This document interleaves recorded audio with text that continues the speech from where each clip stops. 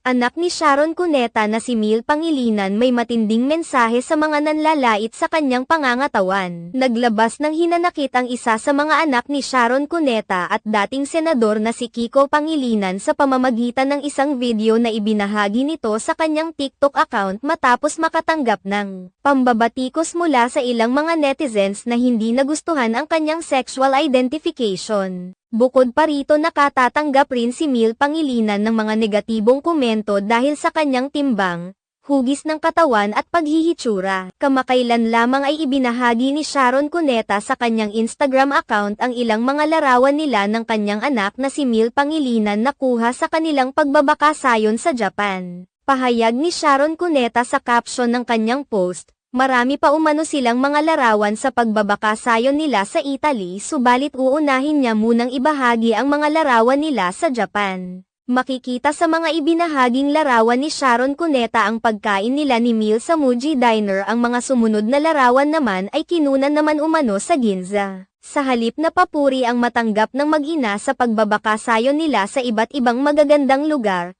pagpipintas sa kanilang sizes ang natanggap nila sa mga netizens lalong-lalo na sa size ni Mil. Unang napansin ng mga netizens ang kilay at mata ni Sharon Cuneta sa mga pictures na ibinahagi nila. Sinundan naman ito ng mga takot na pamumuna sa pangangatawan ni Mil Pangilinan. Pinuna ng maraming mga netizens ang labis na pagpayat ng anak ni Sharon Cuneta na tila naging obese na at prone sa maraming sakit.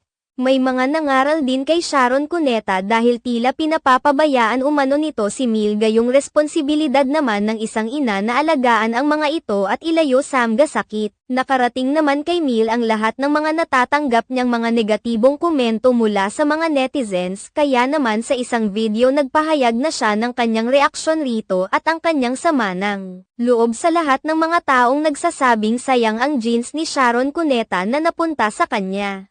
Ayon kay Mil Pangilinan, hindi na niya alam kung saan siya dapat na lumugar dahil kung may sasabihin siya laban sa mga taong nambabatikos sa kanya ay may masasabi pa rin sa kanya ang ibang tao kung saan tatawagin siya bilang isang sensitive person.